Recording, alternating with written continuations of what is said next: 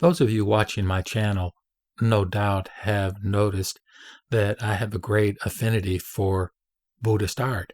I love Buddhist art. It gives me great satisfaction and pleasure in ways that are difficult for me to articulate. But I recently came across a book called Living Images, Japanese Buddhist Icons in Context, that helped me perhaps get a deeper sense of what this affinity is as I experience my spiritual life and Buddhist path. This volume was edited by Robert H. Sharf and Elizabeth Horton Sharf, and in it they make the case that the history of study of Buddhism in the West has sort of segregated two major branches of study, namely Asian art history and religious studies. And they argue for an integration of these two in order to have a better understanding of what role art played in the history of Buddhist cultures. Within the book, one of the major sections or chapters is by James C. Dobbins, who is a religious scholar, and he focuses in this section on portraits of Shinran in medieval Pure Land Buddhism. And I want to go ahead and quote a fairly extensive section from his chapter in order to give what may seem like a pretty unconventional perspective in some sense on Shin Buddhist artistic creations, not unconventional in the sense that they're divergent from what devotees or followers of Pure Land or Shin Buddhism have believed and oriented themselves toward over the centuries, but unconventional maybe in terms of what our sort of modern Western scientific sort of sensibilities would have us believe or frankly disbelieve. Again, this gave me more of a sense of my relationship with Amita Buddha in the context of the notion of non-duality, in the sense that, where is the separation really? It's not me vis-a-vis him. It's this mysterious kind of interconnectedness that connects me with all other living beings as well as with the various aspects of the divine, the Dharmakaya, the Sambhogakaya, and the Nirmanakaya Buddhas and Bodhisattvas. So with that perspective in mind, I hope you gain something yourself by way of a greater appreciation for various Buddhist artistic artifacts and artistic creations, which, again, to my mind, are just amazing as they've been produced throughout the history of people with an appreciation of the Buddha Dharma. Namo Amita Butsu. Namo Amita Butsu. Namo Amita Butsu. Shinran, who lived from 1173 to 1263, the revered Buddhist founder of Jodo Shinshu, or the Shin school of Pure Land Buddhism, was born into a society and culture teeming with Pure Land imagery. Depictions of the radiant Buddha, Amida, his companion bodhisattvas, Kannon and Saishi, and his resplendent western paradise called the Pure Land or Jodo were ubiquitous in medieval Japan. Pure Land Buddhism's core message that Amida's vow assures enlightenment in the Pure Land to anyone who aspires to be born there, who is moved by faith, and who intones the Buddha's name in the devotional practice known as the Nenbutsu, gave rise to a variety of beliefs and assumptions that underlay such artistic expression.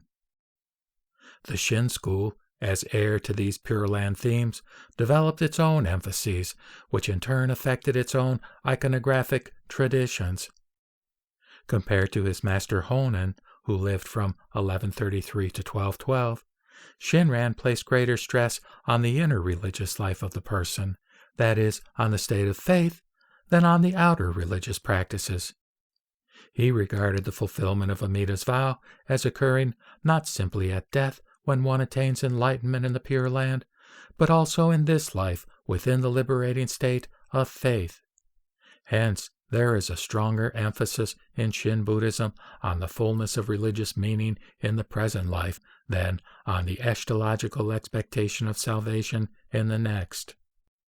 As a result of this emphasis, the earlier Pure Land custom of performing deathbed Nenbutsu ceremonies in anticipation of Amita's appearance to the dying was not widely established in the Shin school.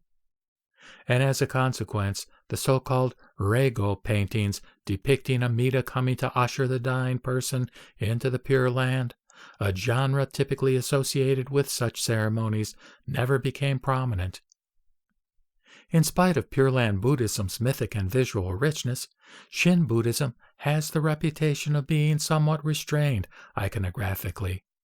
But the school did develop a moderate array of religious objects housed especially in temples or in larger and wealthier dojo or religious meeting places, and certain objects were obtainable by people of ordinary means.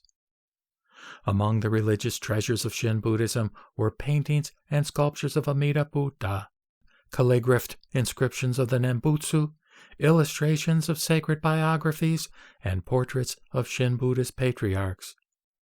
To understand religious portraits in the Shin school, it is necessary to begin with the core icon of Pure Land Buddhism, that of Amita Buddha.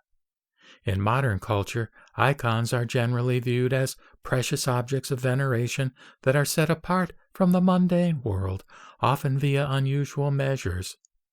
Those who possess icons restrict access to them and sometimes hide them away from common gaze. On special occasions, the icons may be displayed and made the focal point of ritual devotion and reverence. This view of icons, while acknowledging their sacred character, tends to depict them as inert objects over which humans exercise protective custody. But it does not convey well how icons were comprehended in the medieval Buddhist milieu, where they were considered living entities in their own right, radiating, pulsating, emanating sources of religious power. They were thought to emit spiritual energy in all directions and to inundate people with their rays. In this sense, icons were regarded as potent or even dangerous objects, treasured to be sure, but requiring special handling in the context of the Buddhist temple. This understanding of icons is exemplified in a painting of Amita from a minor Shin temple known as Gankyoji. Amita is shown standing on a lotus petal with his hands in the standard fear-allaying wish-granting pose, and with multi-layered concentric halos encircling his head. 48 rays of light extend from the halos in all directions to the edges of the composition, where the 6 characters of the Nenbutsu, Namu Amida Butsu, repeatedly are inscribed. These rays are an obvious visual reference to Amita's 48 vows, aimed at delivering all sentient beings into his Pure Land. Amita's vows have become transformed into light, each ray a penetrating vector extending outward beyond the confines of the painting. As the rays of light reach their target, they are transmuted into the spoken syllables of Amita's name in the mouths of Pure Land adherents. The symbolism is clear.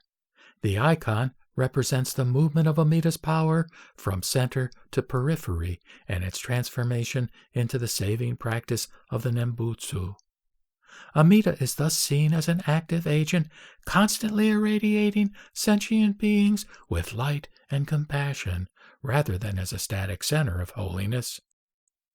The image of Amita as a powerful pulsating source of spiritual energy undergirds all anthropomorphic representations of him, whether his light is depicted literally or not, and constitutes the core paradigm for all icons in the Shin school. The dynamics of Amita's spiritual power are, in fact, considerably more complex. There is the primary assumption that this power flows from Amita, the source, to sentient beings, the recipients. But there is a secondary assumption that the people or things irradiated and suffused with this power can, in turn, emit it themselves. Hence, the bifurcation between source and recipient is not hard and fast, but rather may shift or become hazy. A transposition of iconographic symbols can occur so that someone or something that represents the recipient of Amita's power in one context is identified as the source of such power in another. That is, objects or individuals may be regarded as radiating Amita's power just as surely as Amita himself does. Thus, they become extensions of Amita, or palpable instantiations of his power, inseparable from Amita himself, thereby blurring the distinctions among source, recipient, and the energy that runs between them. A good example of the transposition of iconographic symbols is the Myogo Hanzen, calligraphic inscriptions of the Nenbutsu in either 6, 8, 9, or 10 character formulations. Rather than painted or sculpted images of Amita, these inscriptions were the most common objects of worship in the first centuries of Shin Buddhism. The Nenbutsu, the name of Amita chanted by Pure Land adherents, was conceived of not merely as a religious practice, but rather as the very presence of Amita to the practitioner. Hence, the graphic representation of the Nenbutsu could function as a substitute or surrogate for Amita. In appearance, these inscriptions consisted of the Nenbutsu written vertically in ink, with the last character often situated atop a small lotus petal, just as the figure of the Buddha often sits or stands on a lotus throne. Frequently, scriptural citations were added in panels at the top and bottom of the inscriptions. The Shin preference for Nenbutsu inscriptions is poignantly described by Renyo, who lived from 1415 to 1499, Shinran's descendant and 8th head priest of the school's preeminent temple, Hanganji. Quote, "In other schools they prefer pictorial images over Nenbutsu inscriptions, and wooden statues over pictorial images. In our school, we prefer pictorial images over statues, and Nenbutsu inscriptions over pictorial images." Shinran himself was instrumental in making Nenbutsu inscriptions prominent in the school, and several survive in his own hand.